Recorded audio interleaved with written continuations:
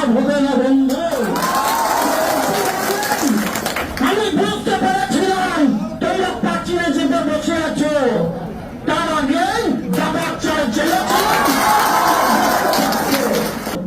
আবার বলছি, অনেক ঘাটের জল কিন্তু পেটে আছে, টাঙ্গা নিতে এসো না। আমি চুল করে বসে নাই, তারা লড়াই সংগ্রামের মধ্য দিয়ে এই জায়গাটা এসেছে। সুতরাং সকলকে বলবো, সংঘবদ্ধ হয়ে চলো, একত্রিত হয়ে চলো।